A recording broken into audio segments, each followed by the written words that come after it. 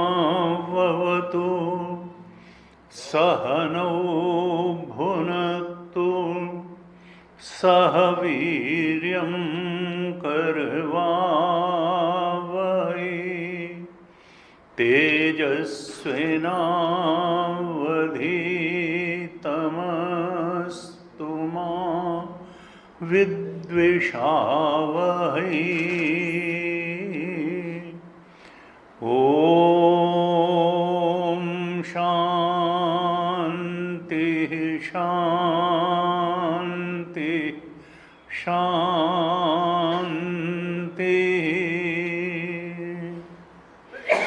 सदाशिवसमारम्भां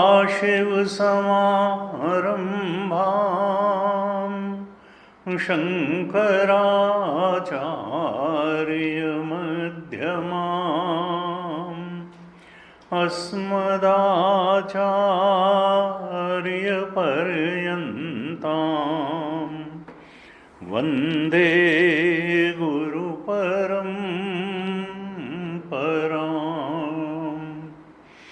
अज्ञानतिमिरान्धस्य ज्ञानाञ्जनशलाकया चक्षुरुन्मीलितं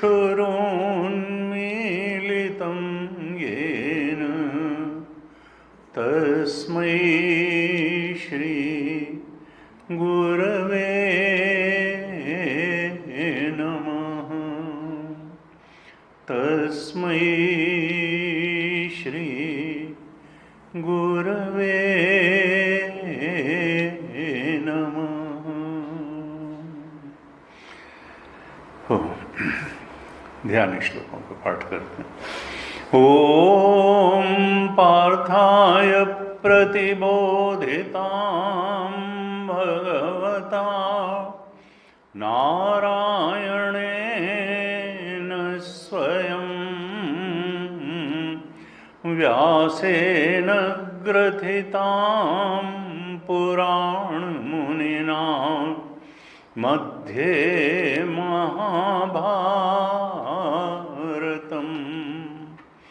अद्वैतामृतवर्षिणीं भगवतीम् अष्टादशाध्यायिनीम् अम्ब त्वामनुसन्दधामि भगवद्गीते भवद्वेषिणीम्।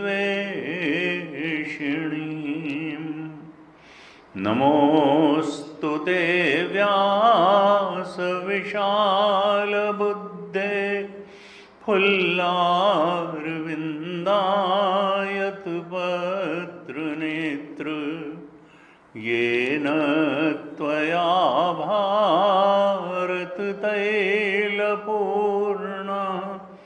प्रज्वालितो ज्ञानमयः प्रदीपः प्रपन्नपारिजाताय स्तोत्रवेत्रैकपाणये ज्ञानमुद्राय कृष्णाय गीतामृतदुहे नमः। सर्वोपनिषदो गावो दोग्धा गोपालनन्दनः पार्थो वत्सः सुधीर्भोक्ता दुग्धं गीतामृतं महत् वसुदेवसुतं देवं कंसचाणूरमर्दनम् देवकी परमानन्दं कृष्णं वन्दे जगद्गुरुं कृष्णं वन्दे जगद्गुरुं।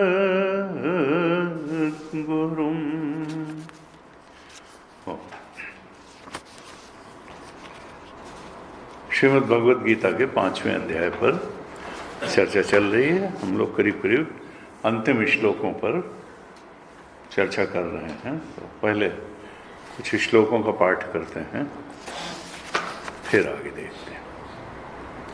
22वें श्लोक से पाठ करेंगे। चैप्टर 5 श्लोक नंबर 22 आप दोहराइएगा। ये ही संस्पर्शजा भोगा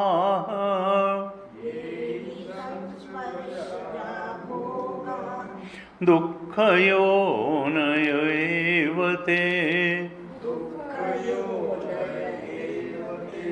आद्यन्तवन्तः कौन्तेय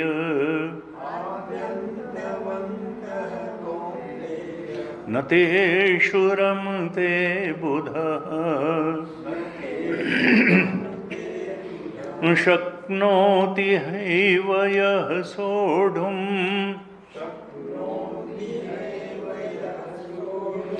प्राक्शरीर्विमोक्षणात् कामक्रोधोद्भवं वेगम् स युक्तः स सुखी नरः योऽन्तः सुखोऽन्तरारामः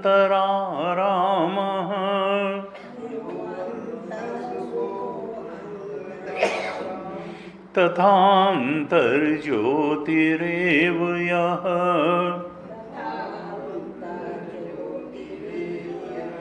स योगी ब्रह्मनिर्वाणम्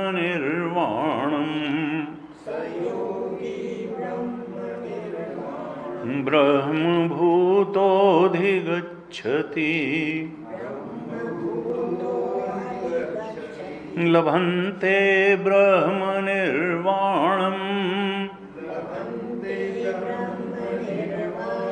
ऋषयः क्षीणकल्मषाः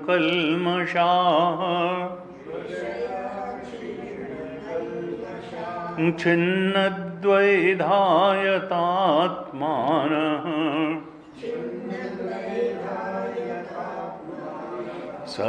सर्वभूतहिते रताः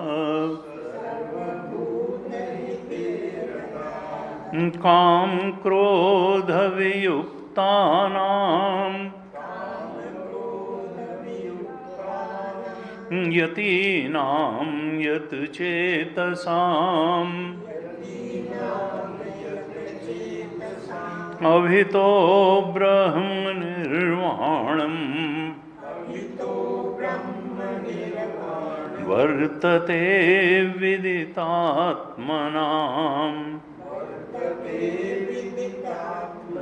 स्पर्शान् कृत्वा बहिर्बाह्यान्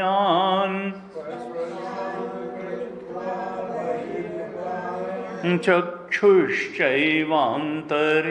भ्रुवोः प्राणापानौ समौ कृत्वा नासाभ्यन्तरचारिणौ यतेन्द्रियमनोबुद्धिः मुनिर्मोक्षपरायणः विगतेच्छा भय क्रोधः यः सदा मुक्त एव सः भोक्तारं यज्ञतपसाम्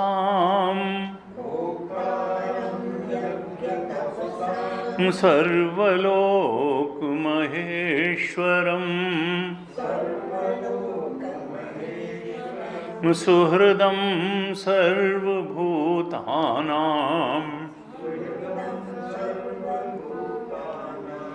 ज्ञात्वा मां शान्तिमृच्छति ज्ञात्वा मां शान्तिमृच्छति।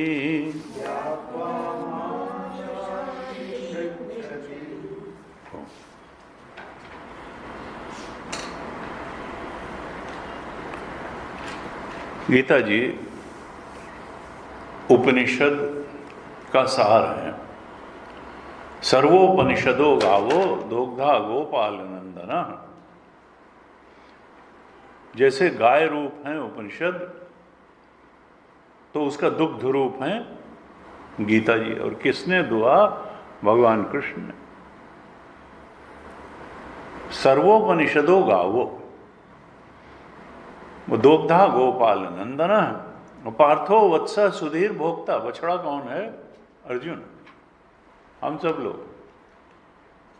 और दुग्धम गीता अमृतम महत। ये गीता जी उपनिषद रूपी गाय से दुहा गया अमृत रूप दुग्ध है, यानी उसी का सार है।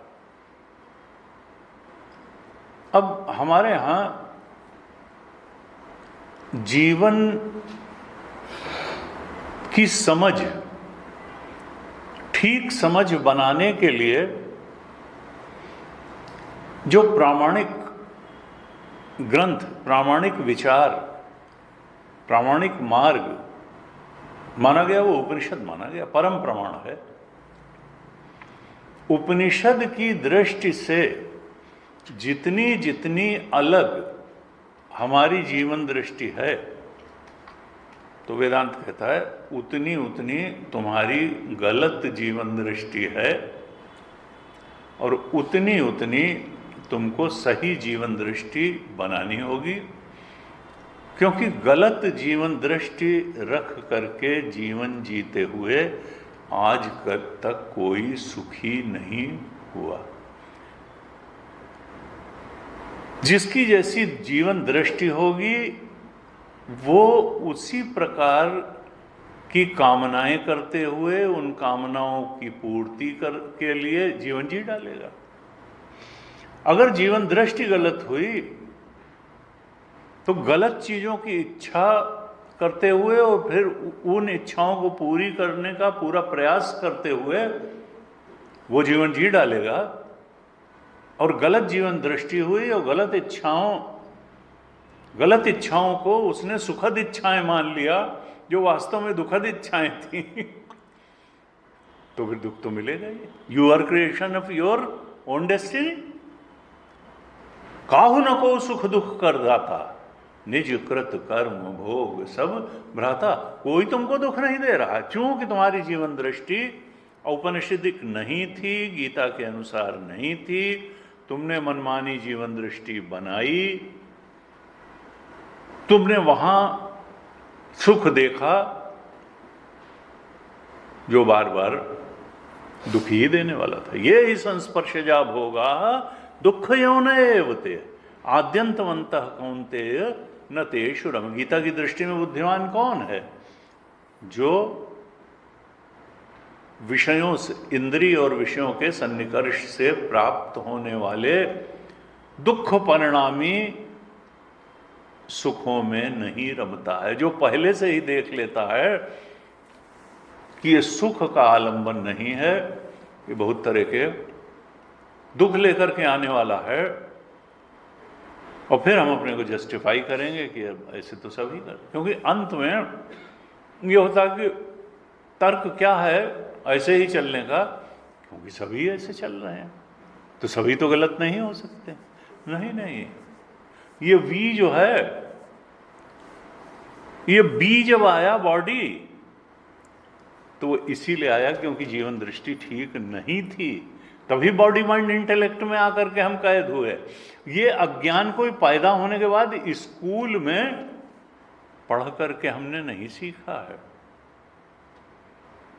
एक स्कूल में बच्चा गया और टीचर ने उसको पहाड़ा सिखाया और उससे अगले दिन कहा रट के आना, सुनाया। उसने सब ऊल का जुलूल सुना दिया। उसने कहा कि ये गलत सलत पहाड़े ये कहां से सीख कर के आए, किसने सिखाए तुमको? उसने कहा मैडम गलत चीजें कोई सिखाता नहीं है, वो तो अपने आप ही हो जाती है, सीखी तो ठीक बात जाती है, गलत तो सहज रूप में ही सुना दो, कुछ भी सुना दो गलत तो हो ही जाएगा, उसमें क्या है।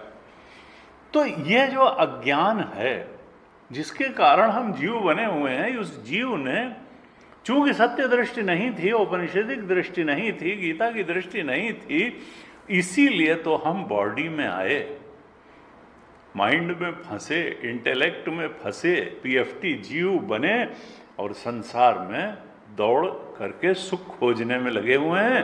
और मूल में कारण शरीर क्या है? वासनाएं, इच्छाओं की पूर्ति। यानी मूल अज्ञान क्या है कि संसार में सुख पा लेंगे, क्योंकि संसार क्या है? संसार हमारा क्रिएशन है। संसार कोई वास्तविक चीज नहीं है। दो ही अवस्थाओं में रहता है संसार, और अलग अलग, स्वप्न दशा में और जागृत दशा में। समाधि में कौन सा संस्कार रहता है और सुषुप्ति में कौन सा संस्कार रहता है? त्रिकालेति तिष्ठति सत्यम। जागृत का संसार स्वप्न में भी नहीं, बाकी तीन अवस्थाओं चार में नहीं रहता है ये संसार। स्वप्न का संसार जागृत में, सुषुप्ति में नहीं रहता है। तीनों कालों में थोड़ा ऐसा सच्चा होता तो हमेशा हम तो रहते हैं, हमारी चेतना तो रहती है, ये अनुभव करता तो रहता है, ज्ञान तत्व तो रहता है। हम तो पहले भी थे, अभी भी हैं, आगे भी रहेंगे। सत्स्वरूप तो हमारा चेतन है और वो आनंद की तलाश में है। और उसको सबसे ज़्यादा प्रिय कौन है? संसार की कोई वस्तु उसको, प्राणी पदार्थ परिस्थिति सबसे प्रिय है? कहा नहीं, वो उसका अपना आपा उसको सबसे प्रिय है। आत्मनस्तु कामाय सर्वम प्रियम भवति। अपने इस आपा, अपने इस आत्म तत्व को सुखी बनाने के लिए ही बाहर की सारी सुखद वस्तुएं प्रिय होती हैं। फिर चाहे पत्नी हो, चाहे पति हो, चाहे पुत्र हो, चाहे धन हो, चाहे मकान हो, चाहे गाड़ी हो, किस लिए? आत्मनस्तु कामाय। इसका मतलब परम प्रेमास्पद कौन है? हमारा अपना आपा, हमारा अपना। और उस अपने आपा के बारे में नहीं। कोई लोग कहते हैं भाई what is the aim of life? अपने आप को जानना, संसार को जानना और संसार को पाना एम ऑफ लाइफ नहीं है। जो परम प्रेमास्पद है उसी को जानना, और जानते ही पा लिया जाता है। जानत तुम्हें हो ही जाई, सो जानत तुम दे। जान ब्रह्मविद ब्रह्मैव भवति। अपने ब्रह्म स्वरूप को जान लेना, इस चेतना के ब्रह्म स्वरूप को जान लेना और जानते ही वही हो जाना, उसमें पाने की कोई बात नहीं, क्योंकि स्वरूप वेदांत का यही है। देखो जीवन दृष्टि, और जब तक तुम संसार में ही उलझे रहोगे, इसीलिए वैराग्य की बात आती है।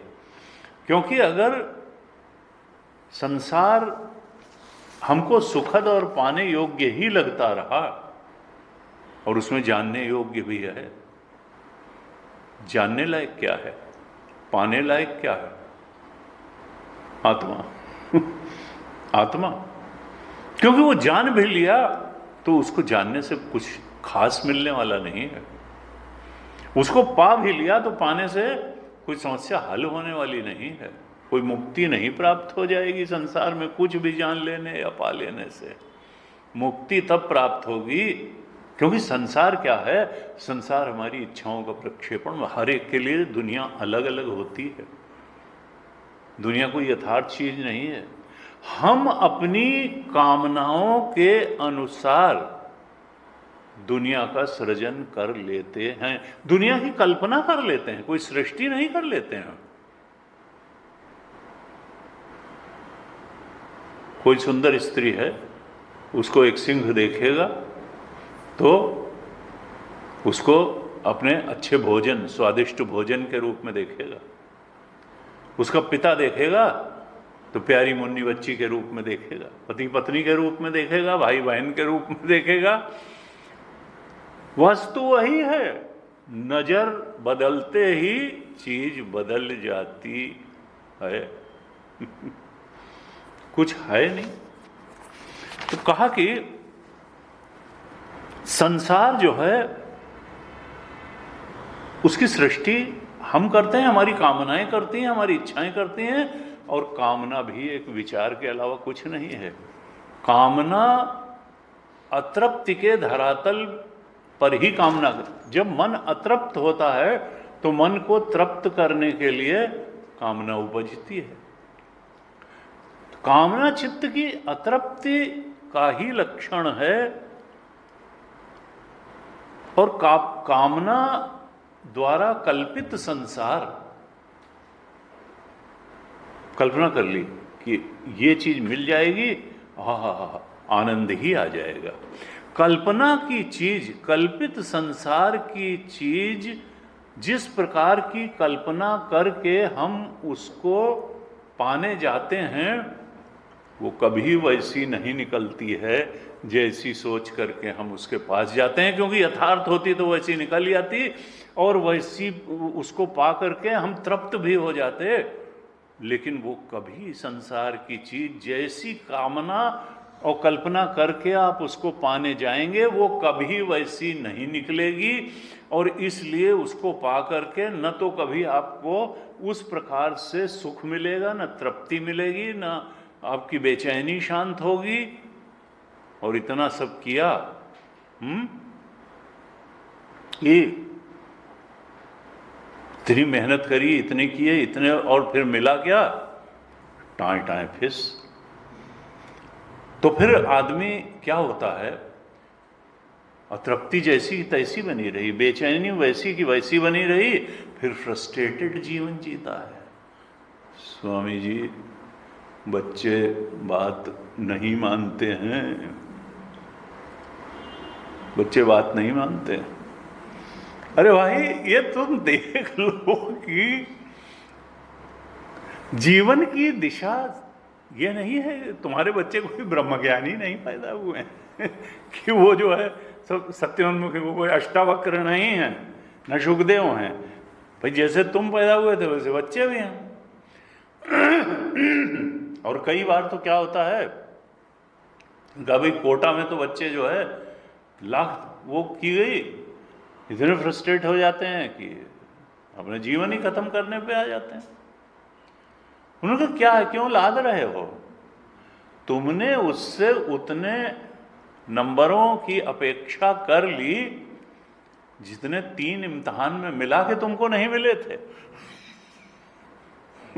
तुमने एक इम्तिहान में पाए 32%, एक में 35%, और एक में जो है 34%, उसमें तो 95% से कम तो आना ही नहीं चाहिए। अब क्या करे वो, कहाँ से?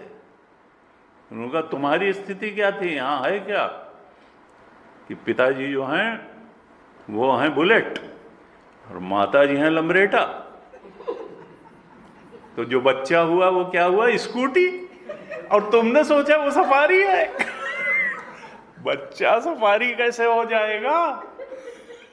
पिताजी अगर बुलेट थे, माता जी अगर लम्बरेटा थी, तो बच्चा स्कूटी होगा। तुमने कहा नहीं, मेरा बच्चा सफारी, और उड़ा देगा पूरा सफारी। उड़ा कैसे देगा भाई, सफारी कहाँ से हो जाएगा? उससे उतनी अपेक्षा करो जितनी की, तो फिर भाई ठीक है। अननेसेसरीली उस पर बोझ लादना, बोझ लादना, बोझ लादना, तो ये जो है इससे खुद भी परेशान होता है आदमी और दूसरा भी परेशान। तो वेदांत क्या कहता है कि देखो, कोई बहुत साधना करने की जरूरत नहीं है। साधना करके सत्य नहीं मिला आज तक किसी को, और ध्यान करके भी नहीं मिला। ना बहुत साधना करने की जरूरत है, ना ध्यान करने की जरूरत है, तो फिर काहे की जरूरत है? उनका बात को समझ लेने की जरूरत है, बहुत अच्छे ढंग से बात को समझ लेने की जरूरत है। जो इल्यूजन है उसको इल्यूजन समझ लेने की जरूरत है, और जो रियलिटी है उसको रियलिटी समझ लेने की जरूरत है। बस इतना ही काम करना है। अगर हमने इल्यूजन को इल्यूजन समझ लिया और रियलिटी को रियलिटी समझ लिया, तो बस बात, इसी के लिए सारी गीता बोली गई, इसी के लिए सारे उपनिषद बोले गए हैं कि हे शिष्य, हे भक्त, हे साधक, तुम प्रतीति को प्रतीति समझ लो, जो आभास मात्र है उसको आभास मात्र समझ लो, और जो सत्य है उसको सत्य समझ लो। ये संत ने बड़ा अच्छा कहा कि, और ये मुक्त होने का तरीका क्या होगा कि इल्यूजन को इल्यूजन पहचान लिया जाए, गहराई से पहचान लिया जाए, एक समझ। इसीलिए अखंडानंद जी महाराज कहते हैं सारी साधनाओं का एक ही उद्देश्य है, एक ही गंतव्य है, समझ को सुधारना। इल्यूजन क्या है इस बारे में समझ ठीक हो जाए रियलिटी। और इल्यूजन जब तक हम देख नहीं लेंगे कि रस्सी है वहां सांप नहीं है, तब तक लाख कोई प्रकार का ध्यान करेगा, उपासना करेगा, कर्म करेगा, उससे नहीं। तो जानना पड़ेगा कि सांप इल्यूजन है और रस्सी रियलिटी है। ये वी से लेके ओईटी तक सब इल्यूजन है, और ओंकार ही रियलिटी है जो हमारा स्वरूप है। तो कहा recognition of illusion as illusion is the only way to transcend illusion. हमको इल्यूजन को ही तो ट्रांसेंड करना है, फिर आत्मा तो हमारा स्वरूप है। तो इल्यूजन को ट्रांसेंड करने का तरीका क्या है? वेदांत की मूल शिक्षा क्या है? इल्यूजन है और इल्यूजन को ट्रांसेंड करना है। हमारी कामनाएं इल्यूजन है, कामनाओं को करने वाला जो ईगो है वो भी इल्यूजन है। हम हैं तो ब्रह्म चेतन, हम तो जीव चेतन, कामना से आक्रांत चेतन मान के, तो ईगो भी इल्यूजन है, ईगो सेंट्रिक डिजायर्स भी इल्यूजन है। ईगो सेंट्रिक डिजायर्स को फुलफिल करने के लिए जो मन बुद्धि मिला है वो भी इल्यूजन है। वो भोगायतन, ये फिजिकल बॉडी भी इल्यूजन है, और संसार जहां उन कामनाओं की पूर्ति होती है वो भी इल्यूजन है। और recognition of illusion as illusion is the only way to transcend the illusion. Illusion को ट्रांसेंड करने के लिए हमको इल्यूजन और कोई साधन, इसीलिए ज्ञानम विज्ञान सहितम प्रवक्ष्यामि अनुसूयवे, पूरी गीता में भगवान कहते रहे प्रवक्ष्यामि अनुसूयवे। अर्जुन, मैं तुमको यही उपदेश कर रहा हूं, यही बता रहा हूं, यही बता रहा हूं, यही बता रहा हूं, प्रवक्ष्यामि। तो कहा कि अगर हमने एक बार ये जान लिया कि इल्यूजन क्या है और रियलिटी क्या है, इसको रिकॉग्नाइज कर लिया बहुत गहराई से, तो फिर जागने के बाद सपने की चीजों की तो कोई इच्छा करता नहीं है। तब फिर इच्छाओं को छोड़ने या पकड़ने की कोई बात ही नहीं रह जाएगी। जब सपने से जान जाते हैं और सपने को इल्यूजन जान जाते हैं, बिल्कुल गहराई से समझ लेते हैं कि वो कोई रियलिटी नहीं थी, सपना इल्यूजन था, तो फिर उसकी बात ही खत्म हो जाती है। ना उससे दूर भागने की कोई बात रह जाती है, ना वहां कुछ पाने की बात रह जाती है। अगर ये प्रतीति मात्र मालूम पड़ गया कि आत्मा के अलावा जो कुछ अनात्मा है वो सब इल्यूजन है, प्रतीति है, आभास मात्र है, इच्छाओं का प्रक्षेपण मात्र है, तो फिर इस प्रतीति में की जाने वाली इच्छाओं से राग या द्वेष करने की कोई बात नहीं रह जाएगी। और यही नहीं कि इच्छाओं से राग द्वेष करने की, इच्छा करने वाले से भी राग द्वेष की कोई, ईगो जो इच्छा करता है, अहंकार, यानी ego and ego centric desires दोनों का कोई मतलब नहीं रह जाएगा फिर। अगर हमने इल्यूजन को इल्यूजन रिकॉग्नाइज कर लिया तो न तो ईगो सेंट्रिक डिजायर्स के पीछे भागने का कोई मतलब रह जाएगा और न अपने को इच्छाओं से आक्रांत चेतन ईगो मानने का कोई, कहाँ का ईगो, चेतन में कोई परिच्छिन्नता हो ही नहीं, घट ही में आकाश में ही परिच्छिन्नता नहीं हो सकती, तो चेतन तो और ज़्यादा सूक्ष्म है, उसमें कहाँ परिच्छिन्नता हो जाएगी कि इनका ईगो तो अलग अलग होगा, इच्छा से आक्रांत, इच्छाएं अलग अलग हैं तो इच्छाओं से आक्रांत चेतन भी अलग अलग है, और फिर उससे शरीर भी अलग अलग है, शरीरों का जन्म मरण युवावस्था बुढ़ापा सब, लेकिन चेतन में तो कोई अवस्थाएं नहीं हैं। तो ये जो है प्रतीति में की जाने वाली इच्छाओं और इच्छा करने वाले अहम चेतन या जीव चेतन से भी स्वतः 100% वैराग्य हो जाएगा। जैसे सपने से जागने पर, जागृत में आते ही सपने से स्वतः ही 100% वैराग्य हो जाता है, उसके लिए कोई क्लास लगाने की जरूरत नहीं पड़ती है कि देखो अब तुम जाग गए हो, अब तुम वैराग्य करो भाई सपने से। तो उनका भाई वो तो सपना था, उसमें कौन सी बात है। तो फिर क्या होगा, उन्होंने कहा साहब फिर तो जीने का कोई मतलब ही नहीं रह जाएगा, आप तो हमको मार ही देना चाहते हैं, इच्छाएं ही अगर नहीं रहेंगी तो हम पत्थर बन करके जिएंगे, क्या जरूरत, इच्छाओं की वजह से ही तो जीवन है। उनका अच्छा वेदांत कहता है तुम ये जो इच्छाओं के चक्कर में पड़ करके जीवन जी रहे हो, किस लिए जी रहे हो, सुख पाने के लिए, तो सुख मिला सुख लगता है, ये इच्छा पूरी होने से नहीं मिला। नहीं तो जब एक इच्छा पूरी हो गई थी और अगर वो वैसी ही निकलती और उतना ही सुख दे पाती तो खत्म हो गई थी बात। तुम्हारे तो एक इच्छा के बाद दूसरी इच्छा, उसका 10वीं इच्छा, फिर 50वीं इच्छा, फिर 1000वीं, कभी इच्छाओं का पिटारा कभी खत्म हुआ। इच्छाओं की पूर्ति तुम सुख पाने के लिए करते हो और हर बार जिस चीज से तुम जितना और जैसा सुख, वो बिल्कुल नहीं वैसी निकलती, अक्सर तो उसकी उल्टी निकलती है। तो फिर भी हम कहते हैं कि 100 धक्के खाए तमाशा घुस के देखे। बार बार धक्के खाने के बाद भी हम कहते हैं कि यहाँ नहीं तो अमेरिका में नहीं तो वहाँ, इस जन्म में नहीं तो अगले जन्म में, फिर इससे नहीं तो उससे, उससे नहीं तो उससे। हम अपनी गलती को मानने को तैयार नहीं होते हैं, दूसरे को दोष देते हैं। हमारी पत्नी ठीक नहीं, लड़का ठीक नहीं, पड़ोसी ठीक नहीं, दफ्तर ठीक नहीं, बॉस ठीक नहीं, सबॉर्डिनेट ठीक नहीं, गाड़ी ठीक नहीं, हर बाहर की चीज़ को दोष देते हैं। लेकिन हमने गलत जगह गलत चीज़ तलाश कर रहे हैं, इस बात को स्वीकार नहीं करते हैं। सुधार हमको अपने अंदर करना था, अपनी दृष्टि में सुधार करना था, ये मानने को तैयार नहीं होते हैं। हम औरों को ही सुधारने में लगे रहते हैं। एक व्यक्ति गया बुक स्टॉल पे और वहाँ आत्मविकास की तमाम पर्सनालिटी डेवलपमेंट, सेल्फ डेवलपमेंट, अपने को कैसे सुधारें, इसकी तमाम किताबें रखी हुई थी। अंत में वो खींच गया।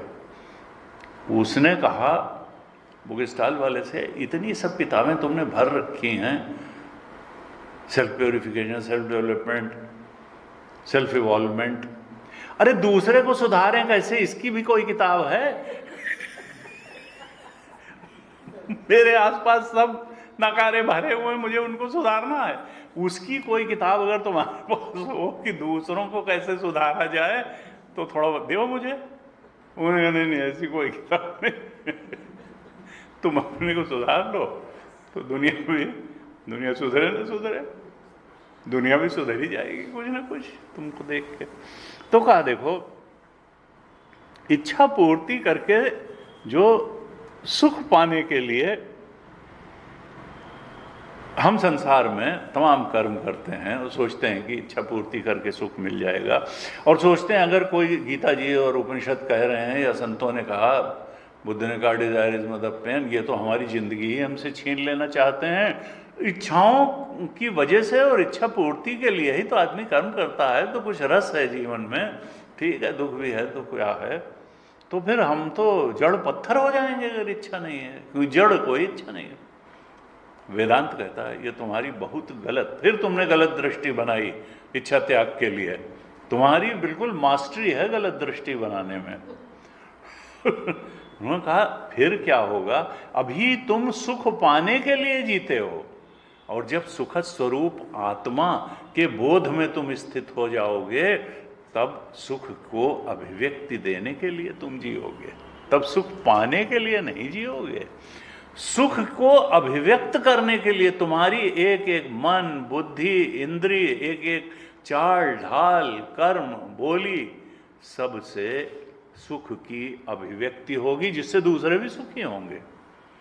तो जब एक बार जो ज्ञानी जो है वो उसके उपाधि से सुख की अभिव्यक्ति होती है, वो सुख पाने के लिए इस उपाधि का इस्तेमाल नहीं करता, या आत्म सुख पाने के लिए करता है, ये कह सकते हैं आत्म सुख पाने के, वो संसार के सुख को पाने के लिए, वो जान गया है कि संसार में सुख उसको जो है थपेड़े लग करके परीक्षलोकान उसका हो गया, परीक्षलोकान कर्मचितान ब्राह्मणों की कर्म से नहीं मिलेगा, वो तो निर्वेदम, अब कर्म कर करके वो सुख मिल जाएगा जिसकी उसको तलाश है, ये उसका इल्यूजन खत्म हो गया है, और अब वो उस आत्म सुख को पाने के लिए सगुरु में भी गच्छेत, ज्ञानी गुरु श्रोत्र ब्रह्मनिष्ठ गुरु के चरणों में गया है और वहाँ पर वो, लेकिन अब जैसे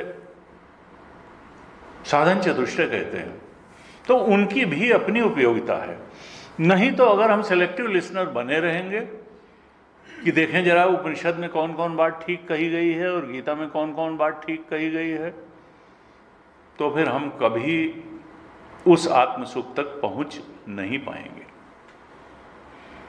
नहीं स्वामी हमें तो ये अच्छा लगता है, तो यही तो तुम्हारी मूर्खता है कि तुमको वो चीजें अच्छी लगती हैं जो दुख देने वाली है। ये कोई बड़ी शान की बात नहीं है कि हमको ये अच्छा लगता है। तो सभी को जो इच्छा है, इच्छित वस्तुएं तो सभी को अच्छी लगती हैं, लेकिन उन इच्छित वस्तुओं को नहीं पाया तब तो फ्रस्ट्रेशन होता ही है, लेकिन पा लिया तब भी फ्रस्ट्रेशन होता है। ये बात बार बार धक्के खाने के बाद भी तुम नहीं समझ पाए, इसलिए तुम दया और करुणा के पात्र हो। तुम कोई महान व्यक्ति नहीं हो कि तुमने जो है ये उपदेश कर दिया कि हमको ये अच्छा लगता है। तुम्हारे अच्छे लगने का कोई मूल्य नहीं है, गीता के वचनों का मूल्य है, उपनिषद के वचनों का मूल्य है। जो तुमको अच्छा लग रहा है वो हर निकृष्ट और दरिद्र व्यक्ति को अच्छा लग रहा है, लेकिन न तेषु रमते बुधा। कृष्ण क्या कहेंगे, इनमें बुद्धिमान नहीं रमता है। इसका मतलब क्या है कि कृष्ण की दृष्टि में तुम बुद्धू हो? नहीं स्वामी जी, हमारा तो अभी जो है ऐसा है, और उनका तो रहे वैसा। तो यही तो तुम्हारी कमजोरी है। फिर वो लोग क्लास में आना छोड़ देते हैं कि यहाँ बार बार वही बात बताई जाएगी, यहाँ बार बार वही बात बताई जाएगी, और हम तो अपने रास्ते चलेंगे। तो पता नहीं अपने रास्ते चलेंगे कि अपने रास्ते मरेंगे। अपने रास्ते मरेंगे, मर रहे हैं, मर मर के जी रहे हैं, जी जी के मर रहे हैं, लेकिन साहब सत्य नहीं सुनेंगे, न उसका अनुकरण करेंगे न उसका अनुकरण करेंगे, बल्कि कई बार तो यहां तक आएंगे, स्वामी जी को भी शादी कर लेनी चाहिए। तो क्या है? यानी इस तरह डॉगमेटिक बैठे हुए हैं विचार, स्वामी जी को शादी कर ले। उनके लिए शादी ही जीवन का सबसे बड़ी उपलब्धि है, शादी ही सबसे बड़ी उपलब्धि। और पता नहीं मर गई जल्दी, 8 बार ट्राई कर चुके दूसरी शादी करने को, साला हो ही नहीं पा रहा है, हो ही नहीं पा रहा है। कैसे कैसा दुनिया जो है यानी व्यक्ति कृष्ण जो है क्या कर लें, कृष्ण भी अगर आ जाएं तो हम उनको कोई खास संसार में वरीयता, कृष्ण के टाइम में ही कृष्ण को बहुत वरीयता नहीं दी गई।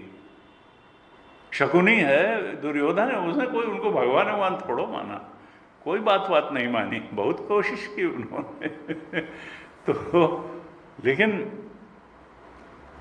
अब ऐसे में बहु ज्ञान तपसा पूता मत भाव, ऐसे लोगों के प्रभाव में और दबाव में आकर के न तो उपनिषद विलुप्त हुए, न गीता विलुप्त हुई, न गीता के सही अर्थ को बताने वाले विलुप्त हुए, धारा तो चलती चली जा रही है। हाँ, ये है कि वो सीमित लोग हैं जो उसको समझ पा रहे हैं, जो उसके अधिकारी हैं। समझने वाले भी अधिकारी कम हैं, बताने वाले भी कम हैं, स्वीकार करके ग्रहण करने और चलने वाले भी कम हैं। लेकिन हैं, ये भी एक आश्चर्य की ही बात है। तो वेदांत की साधना क्या है? बोध, इल्यूजन को इल्यूजन के रूप में समझ लेना, आत्म तत्व को आत्म तत्व, रियलिटी को रियलिटी के रूप में समझ लेना, सुख पाने के लिए न जीना, सुख को अभिव्यक्ति देने के लिए जीना। सुख हमारे अंदर से निकलता है, आत्मा का धर्म सुख है, संसार का विषय का धर्म सुख है ही नहीं। इसलिए उधर बहुत ज़्यादा भागने की जरूरत नहीं है। और हाँ, ये चीज़ जरूर होनी चाहिए कि श्रद्धा होनी चाहिए। ये जो लोग इस प्रकार के उद्गार व्यक्त करते हैं कि जैसे उनका जो जीवन की दृष्टि रही, जीवन की समझ रही, वो गीता की समझ से ज़्यादा बड़ी है, और सारे संतों को जो है वो गृहस्थ ही बन जाना चाहिए, और गृहस्थ नहीं भी है तो और भी उपाय हो सकते हैं। और संतों ने जो वास्तविक संत रहे, वो जिस रास्ते पर चल करके व्यभिचार के चले, तो वैसे ही सबको चलना चाहिए। और वैसे वो तो ये भी नहीं मानेंगे कि कोई व्यभिचारी संत नहीं भी होता है। बड़ी मजे की बात तो ये, अरे अभी इनका खुला नहीं है, लेकिन वो तो सब वो आसाराम बापू ही हैं। अब आसाराम का खुल गया, बेचारा क्या करे। और लोग जो है तो ऐसे ऐसे धारणा है, क्योंकि वो अपने को कमजोर मानेंगे नहीं, कभी नहीं मानेंगे। लेकिन खैर, उनके मानने से न मानने से क्या है।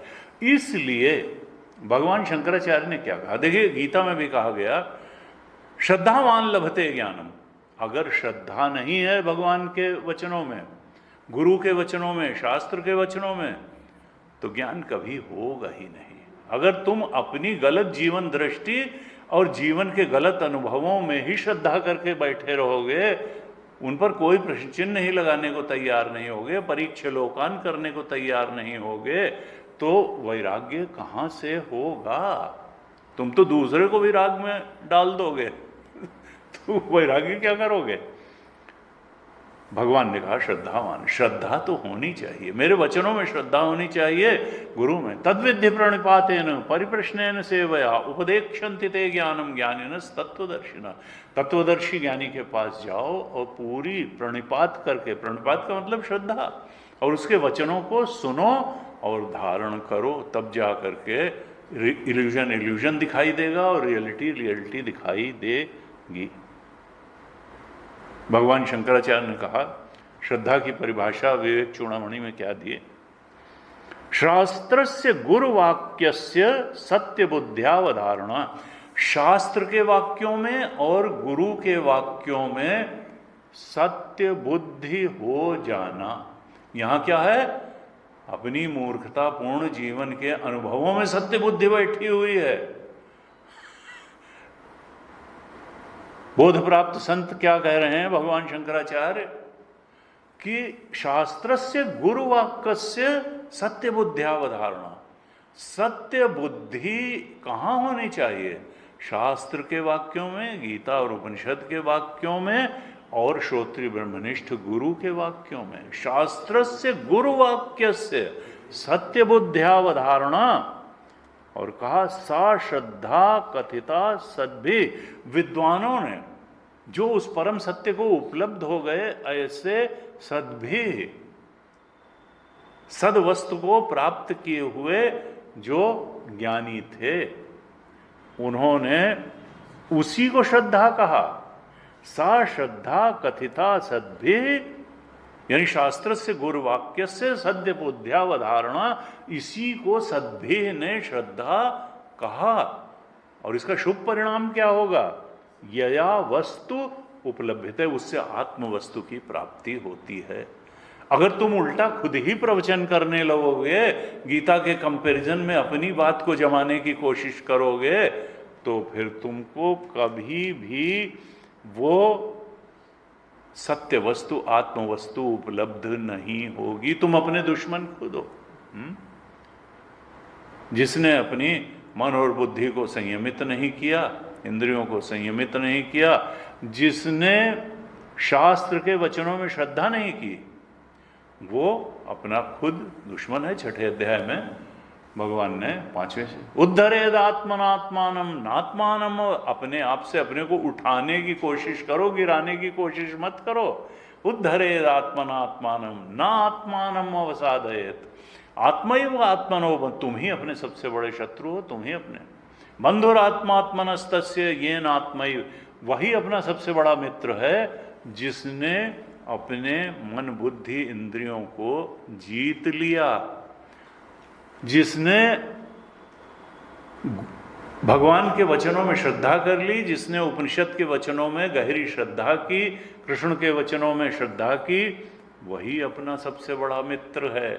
और नहीं की, वो अपना सबसे बड़ा शत्रु है। तो ये बात एकदम स्पष्ट है वेदांत की कि अगर तुमको आत्मवस्तु उपलब्ध करनी है तो शास्त्र और गुरु के वाक्यों में श्रद्धा करनी ही होगी। अपनी गलत ढंग से जी गई जिंदगी या पूर्व जन्म की जो इच्छाएं वासनाएं लेके आए उनकी पूर्ति के लिए जो जी गई जिंदगी है, जो बार बार तुम्हें अतृप्त बनाती है, बेचैन बनाती है, फ्रस्ट्रेशन में रख देती है, उसी का प्रचार प्रसार करते रहना और अपने को झूठा आत्मविश्वास दिलाए रहना कि हमने ठीक जिंदगी जी और हम ठीक जा रहे हैं, सबको ऐसे ही वही कि सब कर रहे हैं तो क्या वो बात गलत होगी? अरे भाई, सब कोई बॉडी में आए ही इसीलिए हैं क्योंकि उनको आत्मज्ञान नहीं था, रहा होता तो मुक्त हो गए होते। तो जो भी शरीर में आया है वो अज्ञानी तो है, लेकिन इस शरीर से और वासनाओं इच्छाओं में लिपट के भी जाया जा सकता है, पतित होके भी जाया जा सकता है, फ्री विल है। और साधन नाम मोक्ष कर द्वारा भी बनाया जा सकता है, फ्री विल है। यहाँ सद्गुरु भी है, सदशास्त्र भी है, यहाँ पर साधना के लिए उपलब्ध सारी सुविधाएं हैं, उपभोग के लिए भी उपलब्ध सारी सुविधाएं हैं। तुम जैसे संसार का चाहो चयन कर लो, मुक्ति की तरफ भी बढ़ सकते हो और पतन की तरफ भी बढ़ सकते हो। इस मनुष्य जीवन से पशु पक्षी योनि में भी जा सकते हो, स्वर्ग में भी जा सकते हो और मुक्त भी हो सकते हो। नर तन सम नहीं कौन्यु देही, जीव चराचर जाचत जेही, स्वर्ग नरक अपवर्ग निसेनी, और ज्ञान विराग भगति शुभ देनी। स्वर्ग नर्क अपवर्ग निसेनी यानी सीढ़ी। स्वर्ग में जाने की भी ये शरीर सीढ़ी है, ये संसार सीढ़ी है। अपवर्ग यानी मोक्ष की भी सीढ़ी है और नरक की भी सीढ़ी, नरक में भी जा सकते हो। गलत काम किया, श्रद्धा नहीं की शास्त्र और गुरु के वाक्यों में, तो नरक में जाओगे। अभी भले मिल गई हो, यहाँ भी अतृप्त बेचैन ही रहोगे। यहाँ ये नहीं है कि यहाँ कोई बड़े स्वर्ग या मोक्ष मुक्ति में रहोगे, यहाँ भी नरक ही मिलेगा और मिलता है लोगों को। लेकिन वही की 100 धक्के खाए तमाशा घुस के देखे। स्वर्ग नरक अपवर्ग निसेनी और ज्ञान विराग भगति शुभ देनी। इस शरीर में रहते हुए जो अत्यंत शुभ चीज है ज्ञान भक्ति और वैराग्य, उसको भी पाया जा सकता है। तो ज्ञान है क्या? वेदांत की दृष्टि में समझ है क्या? ठीक समझ है क्या? ठीक समझ रखने वाला वही है जिसको सांसारिक भोगों का भविष्य दुख है ये हमेशा दिखाई देता रहता है।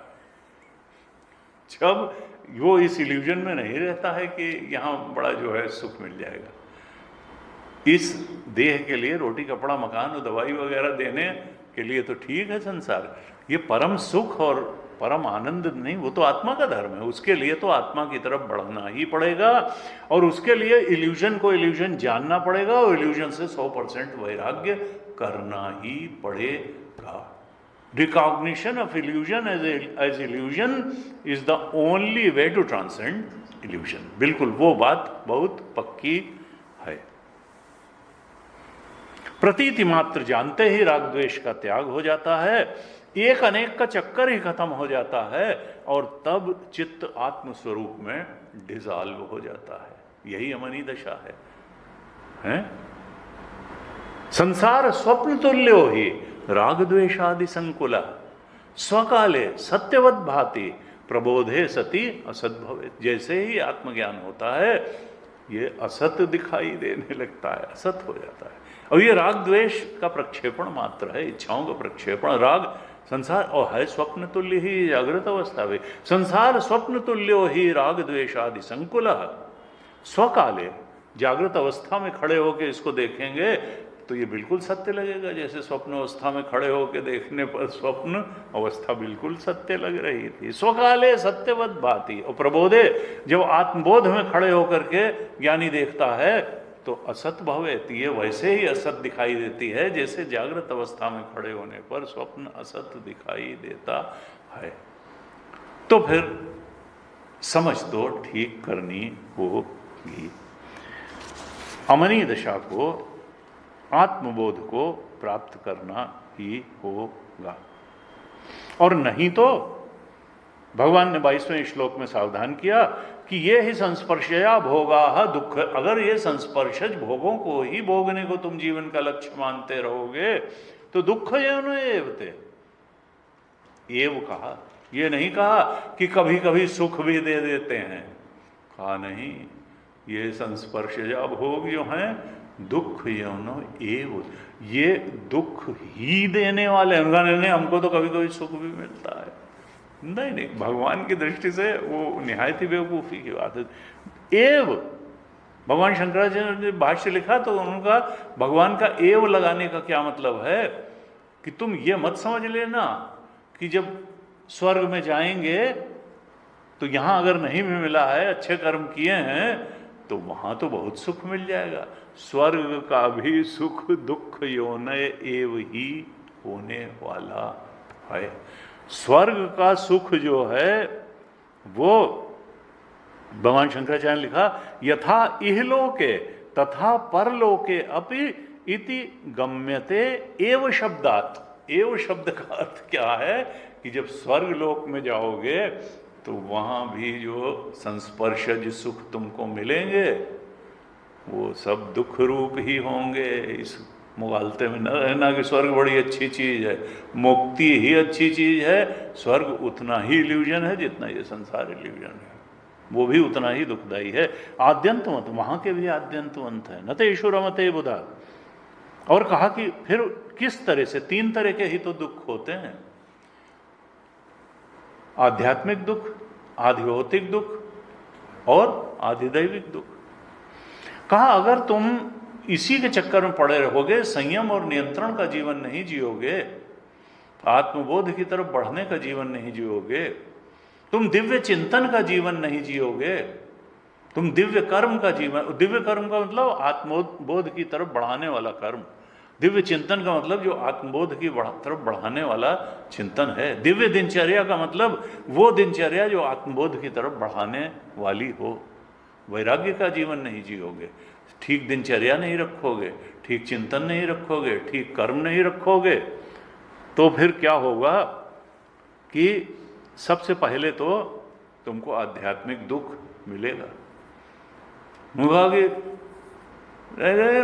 शेरों के मुंह किसने धोए, मंजन करता है भला शेर।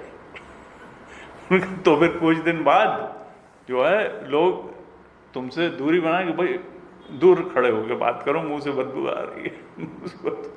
तो क्या होगा ना, आध्यात्मिक दुख यानी शरीर, अगर तुम भोग का ही जीवन जीने में लगे रहे तो पहले तो शरीर रुग्ण हो जाएगा, और फिर क्या होगा कि भोग करके तुमको सुख तो मिलेगा नहीं, बल्कि इच्छा बढ़ जाएगी। कहते हैं गुरु जी कहते हैं बड़ा वेदांत का सिद्धांत, इच्छा पूरी होके बढ़ जाती है हमेशा, और कर्तव्य पूरा होके छोड़ देता है।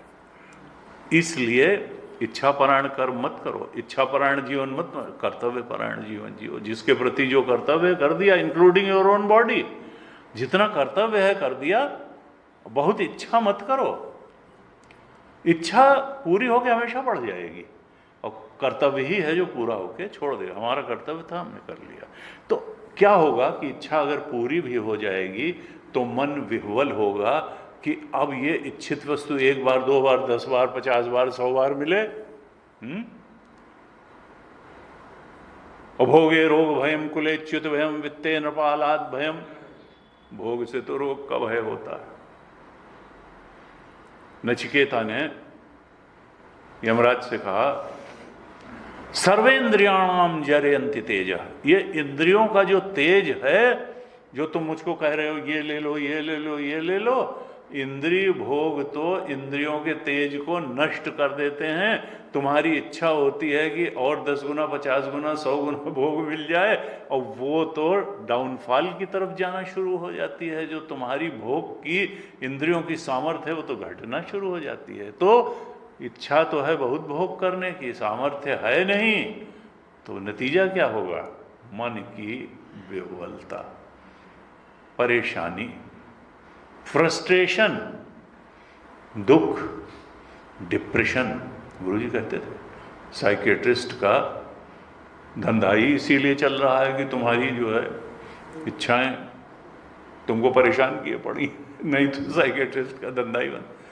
उन्होंने कहा भाई देखो, डॉक्टर की गहरी से गहरी इच्छा ये होती है कि पेशेंट भाई पूरा ठीक ना होने पाए, नहीं हमारा तो दुकान ही चलना बंद हो जाएगी। थोड़ा बहुत रिलीफ हो जाए वो ठीक है, लेकिन फिर ठीक हो गया अगर तब फिर तो थोड़ी हम यहाँ बैठे क्यों है दुकान खोल के। अब भाई किसी किसी के हाथ में यश होता है और पेशेंट चले चले आ रहे हैं, उनका देखने का समय नहीं है। और कभी कभी फिर ये हो जाता है कि अपने बैठे हैं, देखो कोई पेशेंट आ जाए। उनका अगर पेशेंट आ गया तो ठीक, नहीं तो क्या करें? उन्होंने कहा वेट पेशेंटली पेशेंटली, अगर पेशेंट आता है तो ठीक है, अदरवाइज वेट पेशेंटली, अपना धैर्य पूर्वक इंतजार करो कि कोई भाई आए पेशेंट। और उनका इन लोगों की एक आदत होती है कि एक बार अगर इलाज कराने भाई कुछ हो गया, कहीं दर्द हुआ, कहीं कुछ हुआ, कहीं जकड़न हुई, खांसी हुई, और उसके बाद में अब वो ठीक हो गई, उन्होंने दवाई दी 10-12 दिन में 15 दिन में ठीक हो, फिर जिंदगी भर जब दिखोगे कहेंगे ये हमारे पेशेंट है। अरे अब काहे के पेशेंट, वो आए थे 10 दिन के लिए तो पेशेंट क्या, हमको जिंदगी भर पेशेंट ही थोड़ा रहना। लेकिन नहीं, एक बार आपने अगर दवाई करा ली तो फिर अब आपको नाम हो गया पेशेंट, ये हमारे पेशेंट। अब नहीं है पेशेंट भाई, उस समय था, थोड़ी खांसी थी तो दवाई ले ली, बात खत्म हो गई। नहीं, और ऐसे वो तो आपके पेशेंट रहे हैं ना, जैसे वो पेशेंट ही पैदा हुए, पेशेंट ही मरेंगे। अब काहे के पेशेंट, जब पेशेंट थे तो कोई उनका जो है उपनाम थोड़ा हो गया पेशेंट। तो कहा इस तरह से आध्यात्मिक दुख जो है शरीर के स्तर पे, मन के स्तर पर सताएगा ही सताएगा। और फिर जब आप वही अप्रोच रखते हैं तो स्वभाव प्रकट हो जाता है। सब लोग जो है वो जान जाते हैं कि ये आदमी किस तरह का है। अगर आप बहुत नियंत्रण न रख पाए तो फिर आपको समाज से भी अपयश का सामना करना पड़ता है। लोग बहुत पसंद नहीं करते, लोग सदाचारी व्यक्ति को ही आदर देते हैं। जो अवगुणी है, बहुत भोग प्रवृत्ति वाला है, उसको समाज बहुत आदर, विलासी को बहुत आदर नहीं देता, फिर वो विलासी राजा ही क्यों ना हो, वो काम पड़ेगा तो ठीक है। तो इस तरह से आदि भौतिक दुख भी सताता है किसको? जो संस्पर्शजा भोगा के बहुत पीछे पड़े रहते हैं, जो उनकी असलियत नहीं जान पाते। उनको आदि बहुत आध्यात्मिक दुख भी सताते हैं, शरीर के भी, मन के भी, आदि भौतिक दुख भी सताते हैं, समाज से भी वो उपेक्षा और अपमान का उनको सामना करना पड़ता है। और फिर क्या होता है कि वो उसी के चिंतन मनन और व्यवस्था में ऐसे लग जाते हैं कि एक तो उपासना में और भक्ति में और सत्संग में उनका मन ही नहीं लगता है, अगर हो भी तो लगाना भी नहीं चाहते हैं। इस कारण से देवता भी उनसे प्रसन्न नहीं होते और आधिदैविक दुख का भी उनको सामना करना पड़ता है। तो इस तरह से देखा जाए तो दुख योनय कहा भगवान ने। दुख योनय का मतलब क्या है, वो भगवान शंकराचार्य ने लिखा, दृश्यन्ते ही आध्यात्मिक आदीनि दुखानि तन्निमित्तानि एव दुख योनय एव ते अविद्याकृतत्वात्। ये जो वासना जन्य और रजोगुण जन्य, माया जन्य, त्रिगुण जन्य ये जितने भोग हैं ये अविद्याकृत हैं और ये सब आध्यात्मिक आदि दुख के निमित्त ही हैं। आदि से मतलब आदि भौतिक और आदि दैविक भी, किसी तरह के दुख की कमी नहीं रहती है। आध्यात्मिक दुख भी सताते हैं, आदि भौतिक दुख भी सताता है और आदि दैविक दुख भी सताते हैं। इस प्रकार से भगवान ने सावधान किया और कहा, देखो 23वें में कहा था, शक्नोति है यह सोढ़ुम प्राक शरीर विमोक्षणात् काम क्रोधोद्भवम वेगम से युक्त सुखी न रहा। ये काम और क्रोध का वेग, ये कामना का वेग, क्योंकि कामना अंदर से सताएगी और आपको ढकेल करके कामना पूर्ति के मार्ग पर चला देगी और कहीं अड़ंगा आएगा तो फिर क्रोध पैदा हो जाएगा। ये कामना और क्रोध के वेग मरण पर्यंत आपको सताते रहेंगे। तो जो साधक है, नर है, अभी सिद्ध नहीं हुआ, ज्ञानी नहीं है, उसके सामने तो उपाय यही है कि ये देख करके कि ये दुख योनय हैं, इनसे इनको सहन कर लिया जाए। तो 22वें में क्या कहा था कि दोष दर्शन करके विषय रमण से बचो। दुख योनय एवते, दोष दर्शन करो। 22वें श्लोक में क्या कहा कि दोष दर्शन, आद्यंतवंता, दो दोष देखो कि एक तो ये दुख योनय है और क्षणिक है, ये शाश्वत सुख नहीं देंगे, लालसा बढ़ा देंगे।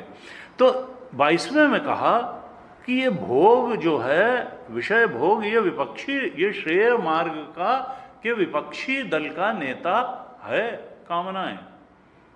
तो 22वें में कहा how to deal with these काम एंड क्रोध, कि दोष दर्शन करके विषय रमण से बचो और आत्मरमण की तरफ बढ़ो। क्योंकि जब मन रिक्त होगा तभी तो वो सत्संग में लग पाएगा, तभी तो वो जा पाएगा, नहीं तो फिर होगा कि पिक्चर देखने चलो भाई, पिक्चर देखने चलो। स्वामी जी समझिए ये साल बॉलीवुड के लिए बहुत अच्छा गया। हमने कहा अच्छा क्या हुआ? अरे समझिए शाहरुख खान की 3 पिक्चरें सुपर हिट हो गई, 1000 करोड़ से ऊपर की कमाई कर डाली। हमने कहा कौन कौन पिक्चर? तो उनका पठान, जवान, हमने कहा और तीसरी का नाम नहीं याद आ रहा। हमने कहा तीसरी डंकी, उसने 500 करोड़ भी नहीं कमाए वो उतनी। तो जो है वो सारी है। और गीता की बातें एक नहीं, जिनमें मिशन से 25 साल से जुड़े हुए हैं। गीता का महत्व तो नहीं है शाहरुख खान की पिक्चरों का, भाई बहुत ज़्यादा नॉलेज भी है और महत्व भी है, एक एक चीज़ मालूम है। हमने कहा बहुत अच्छी, अच्छा है भाई, सारी इंडस्ट्रीज़ को फ़ायदे में रहना ही चाहिए, बॉलीवुड को भी अपना अच्छा रहना। तो यहाँ कहा कि दोष दर्शन करके विषय रमण से बचो। और 23वें में क्या कहा कि सहने की सामर्थ्य को बढ़ा करके विषय रमण से बचो। दोष दर्शन करके बचो, सहने की सामर्थ्य बढ़ा करके बचो। नहीं तो अगर तुम बात बात में क्रोध कर बैठे तो आध्यात्मिक मार्ग में तो साधना की पूंजी जल ही जाएगी, संसार में भी बहुत सफल नहीं होगे। रहीमन धागा प्रेम का मत तोड़ो चटकाए, टूटे से फिर ना जुड़े जुड़े गांठ पड़ जाए। तो कहा कि काम क्रोधोद्भवम वेगम सयुक्त सुखी। भगवान शंकराचार्य ने इन 22-23 श्लोक की संगति के लिए जो भाष्य लिखा उसमें 4 बातें लिखी। कहा ये जो काम भोग है, कामनाओं के भोग के ही पीछे पड़े रहना, जीवन का उद्देश्य कामनाओं के भोग को ही मान करके उसी को परसू करते रहना, ये कल्याण मार्ग का प्रतिपक्षी है। कामनाएं कल्याण मार्ग की प्रतिपक्षी हैं, संसार में ही ढकेल देंगी, इल्यूजन में ही उलझाए रहेंगी, सत्य को समझने नहीं देंगी। और कहा कि काम क्रोध का जो वेग रूप दोष है ये बड़ा दुखदायक है, सब अनर्थों की प्राप्ति का कारण है, लेकिन दुर्निवार्य है, निवारण करने में अत्यंत कठिन है।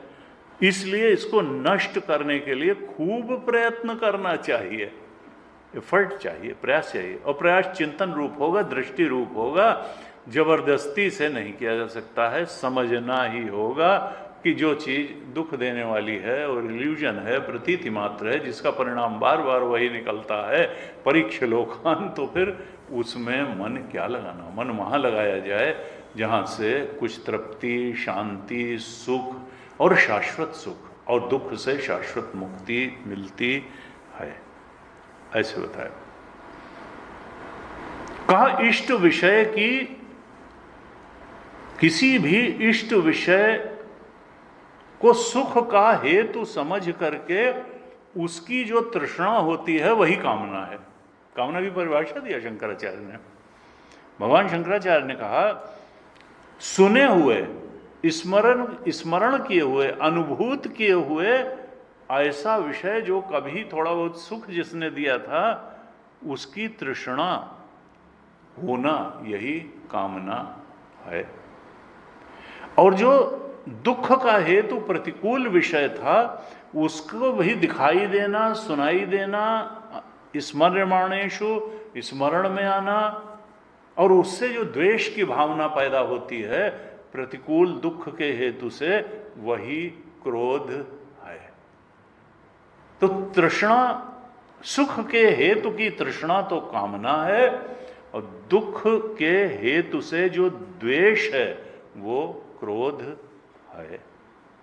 कहा जो काम और क्रोध के वेग को सहन करने का उत्साह रखता है वही मनुष्य इस संसार में योगी है और वही सुखी है। स युक्तः स सुखी नरः, इस प्रकार से कहा।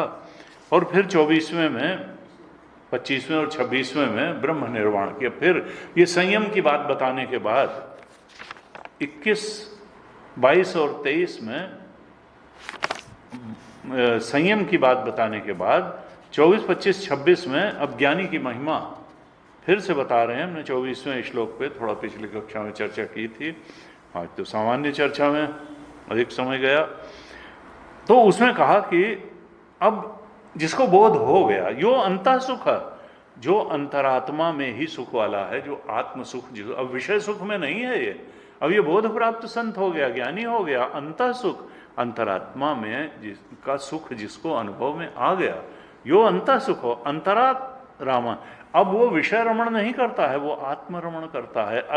अंतर आराम, अंतरात्मा में ही जो रमण करने वाला है, अब उसको दुनिया की बातों के ज्ञान से बहुत मतलब नहीं है, तथा जिसको आत्मज्ञान का प्रकाश मिल गया, जो आत्मज्ञान में स्थित हो गया, तथा अंतर ज्योति एव यह, जो अंतरात्मा के ज्ञान वाला हो गया, अंतरात्मा के ही ज्ञान में, ज्योति में, प्रकाश में जिसकी स्थिति हो गई, सयोगी ब्रह्म निर्वाणम, वही जो योगी है वो ब्रह्म निर्वाण को प्राप्त कर लेता है। ब्रह्म निर्वाणम अधिगच्छति, शून्य को नहीं प्राप्त होता है, सच्चिदानंद को प्राप्त होता है। हमारे यहाँ ब्रह्म जो है वो शून्यवादी बौद्धों की तरह से ये नहीं है कि केले की छिलके उतारते जाओ उपाधि के तो शून्य, ना, that is a positive reality. सच्चिदानंद वो है भगवान। सच्चिदानंद भगवान तो भगवान अशेष कारण है, वो कभी नहीं खत्म होंगे। वंदे हम तम अशेष कारण परम रामाख्यमीशम हरिम। तुलसीदास कहते हैं कि उन्हीं को मैं राम कहता हूं, वो अशेष कारण हैं, उनको नहीं हटाया जा सकता है।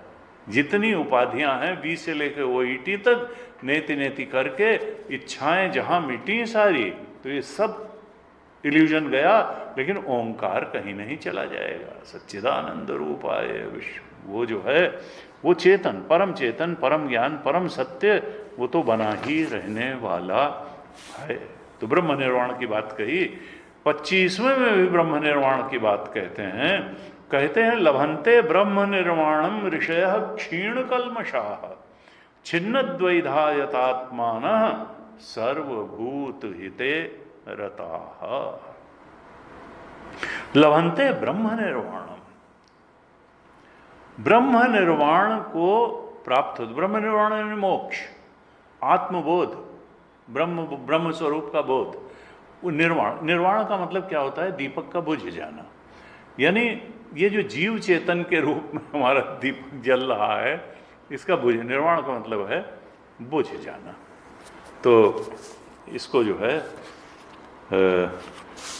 6ठे अध्याय के 18वें श्लोक में भी कहा कि 18वें 19वें श्लोक में कहा था, यदा विनियतम चित्तम आत्मनि एव अवतिष्ठते।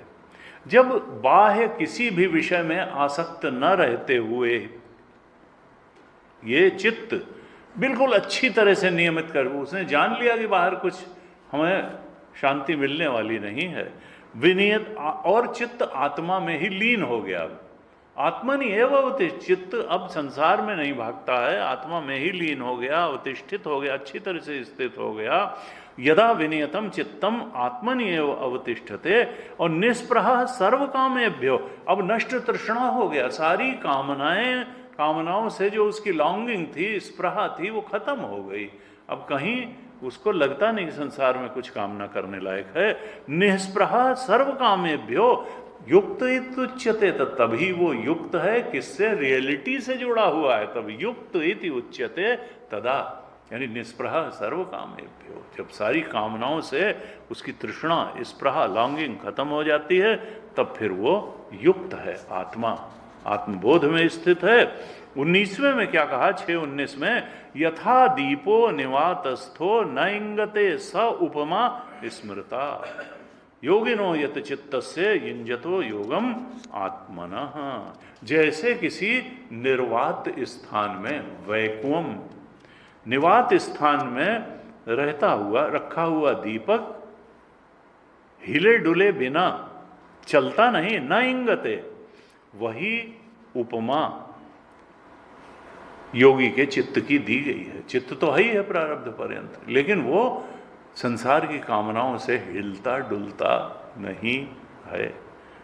योगिनो यत चित्त से, आत्मस्वरूप के बोध में ही गहराई से स्थित योगी का चित्त क्या होता है? युञ्जते योगम आत्मनः, वो आत्मा के ध्यान में ही, सहज ध्यान में निरंतर लगा रहता है। उसको प्रयास पूर्वक ध्यान नहीं करना पड़ता है, आत्मा का बोध ही ध्यान है। यहां का लभंते ब्रह्म निर्वाण, ब्रह्म निर्वाण को प्राप्त हो जाता है कौन? ऋषय। ऋषि कौन है? कहा जो सम्यक, भगवान शंकराचार्य लिखते हैं ऋषय सम्यक दर्शिना सन्यासी, जो सम्यक दर्शी है, सम्यक, और वो दर्शन का है का आत्मा का दर्शन।